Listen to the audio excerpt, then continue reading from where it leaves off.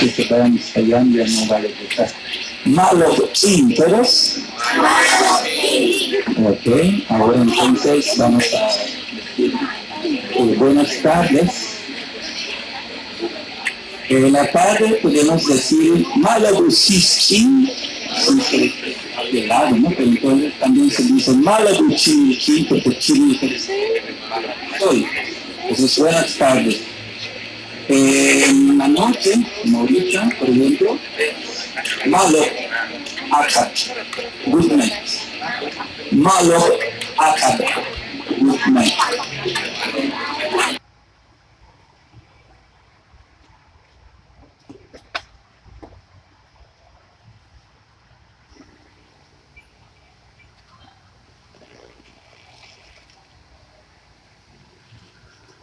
The good news from Belize is there's no news from Belize. Given that it's in Central America, that is news in itself. If you can't remember where Belize is, you're probably not alone. It used to be called British Honduras. It's in Central America, all right, just the other side of that big bump in the Gulf of Mexico. But in every other way, it's in a world of its own. This is Belize, Radio 1. It's 6 o'clock, las 6 de la mañana. In London, it's the changing of the guard at Buckingham Palace. In Belize, the biggest deal of the day is the opening or closing, depending on whether you're a person or a boat, of the bridge. At 6 o'clock sharp, give or take a few minutes. There's not a lot of news in Belize, and Belizeans are not interested in anyone else's news.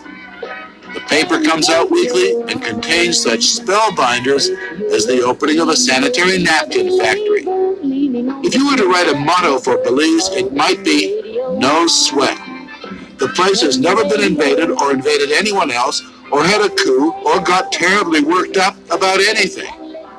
I think we're a society that's fairly free from paranoia, fairly free from hysteria, and fairly free from excesses. Dean Barrow is Foreign Minister and Economics Minister and Attorney General. What accounts for all this ear-splitting serenity? We have a completely different history and tradition from the rest of Central America. You can trust the courts. That sort of thing. You can trust the police. Precisely. You can trust the government. I would certainly hope so. Which is saying a lot for Central America.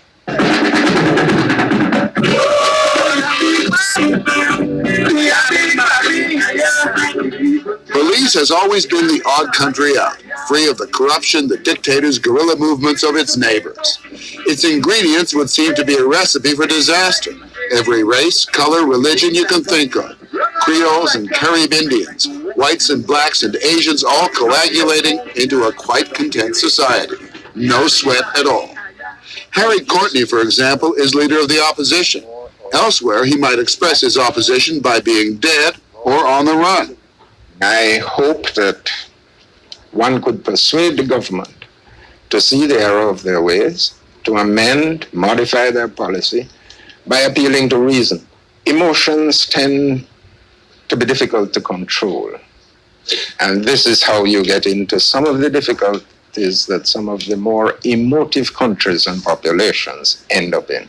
A man in your position in another country in Central America would probably be in a camouflage uniform in the jungle somewhere carrying a Soviet rifle. I hope that never happens in my country.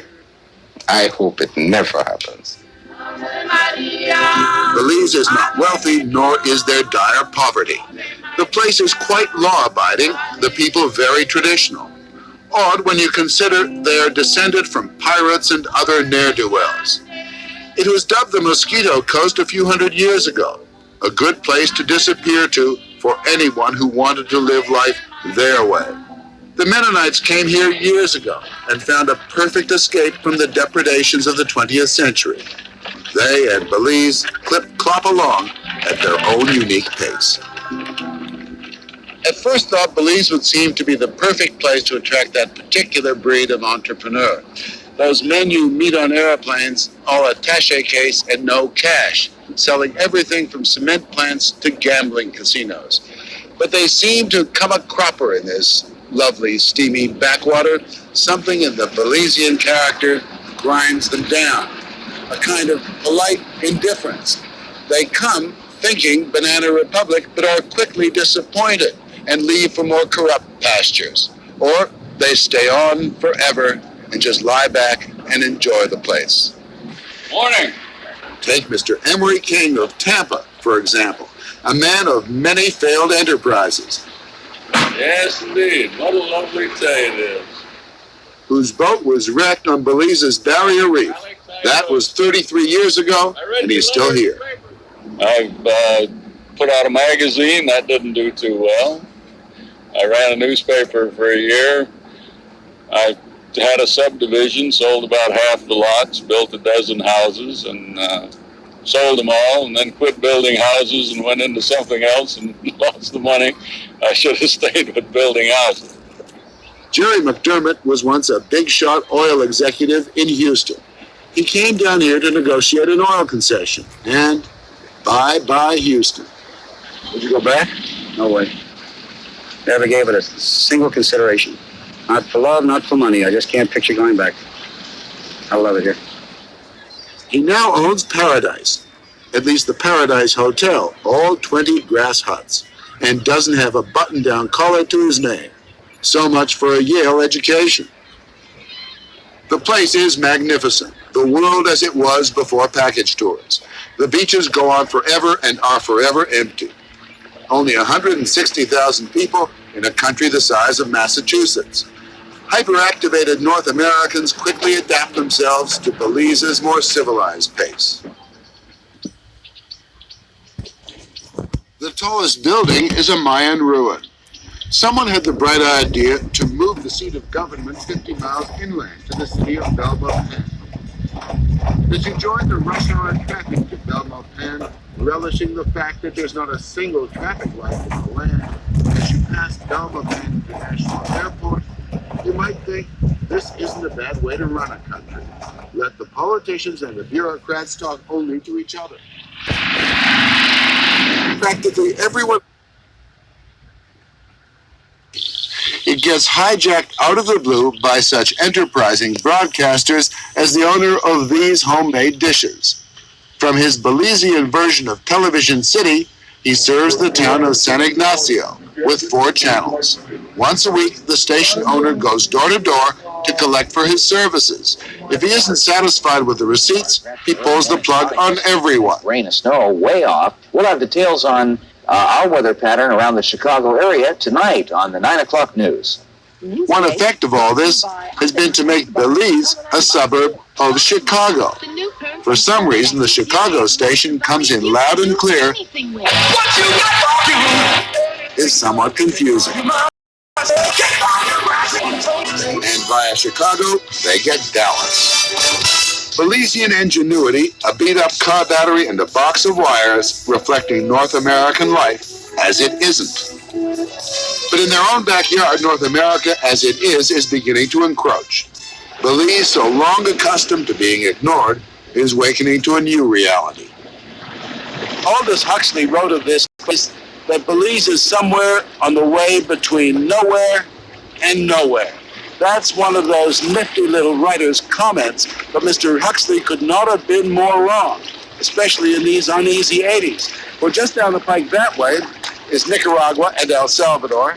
Over the border is Guatemala, and a piece up that way is Cuba, and just beyond it, the United States. So Belize is between a lot of rocks and a lot of hard places. That being the case, U.S. troops have landed. Here it is said for the sole purpose of improving the roads. But some find their presence sinister, fear the United States could kill Belize with kindness.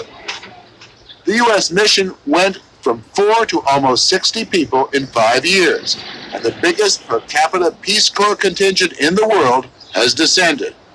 U.S. aid has put its hand on every aspect of Belizean life.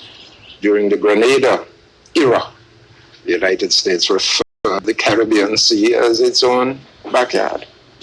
For instance, we have in our country a so-called relay station for the Voice of America.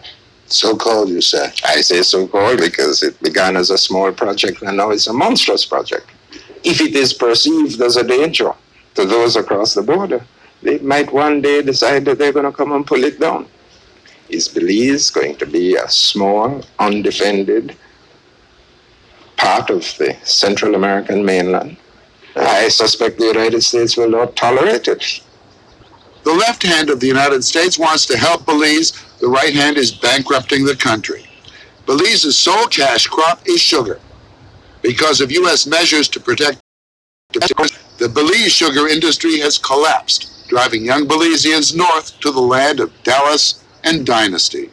The collapse of the sugar mills has also sent growers into marijuana, a more lucrative crop. The government is trying to stamp it out, but the mission seems impossible.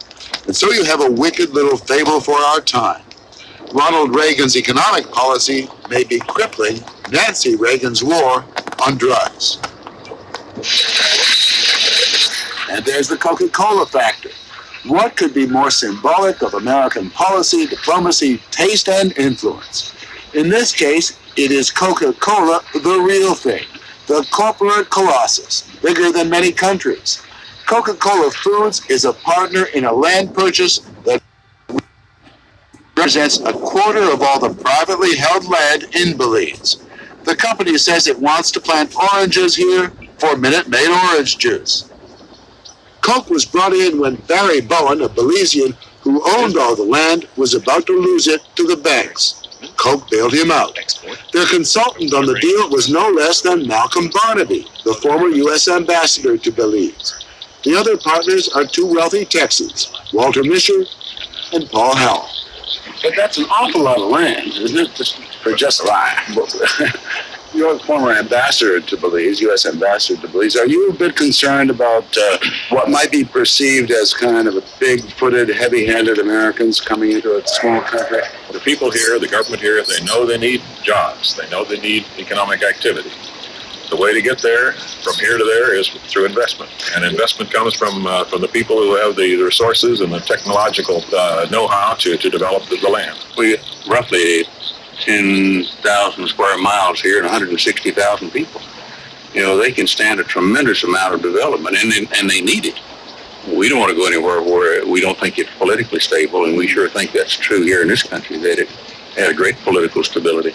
The only place south of the Rio Grande River where we'd be willing to invest.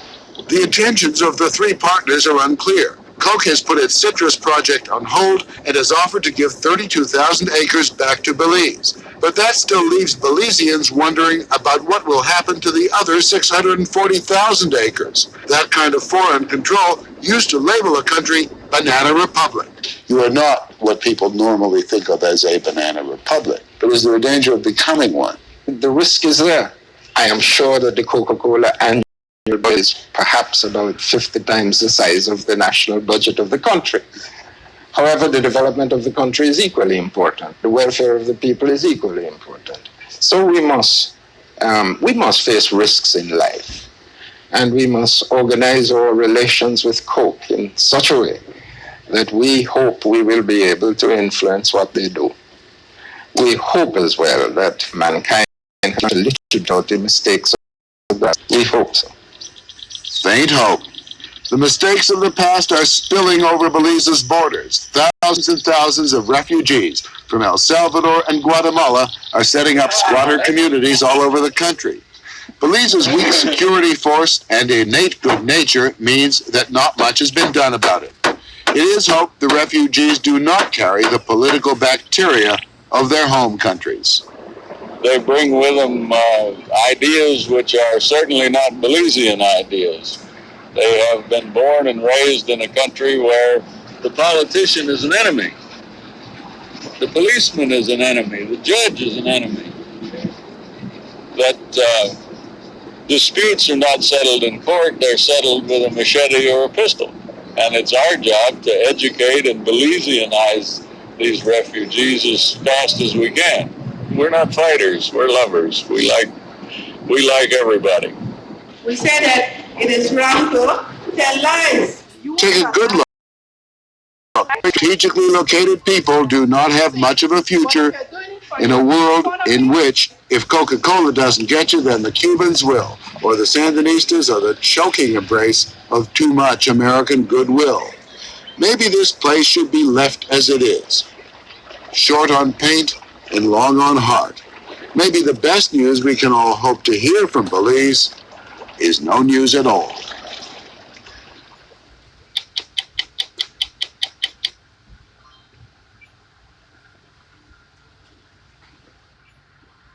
At QVC, we've got everything you need for the perfect pound. Experiment and play with virtual try-on. It's easy.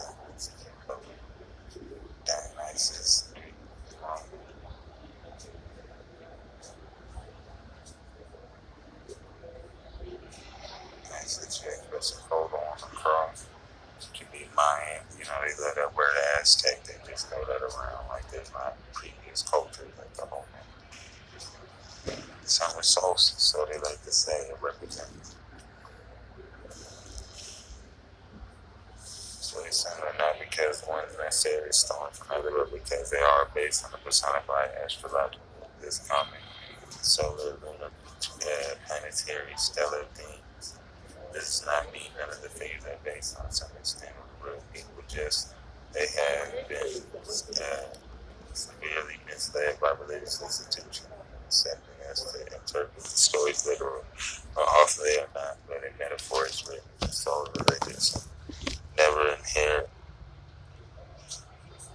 The answer he remains the feather serpent god, or the air and the sun god is the benefactor of their race who's instructed us to use agricultural methods and the like according to the counterculture code was divided from the country by superior God, and only reaching the shore of the Mexican Gulf he promises follows that he will return and embark on his magic skiff for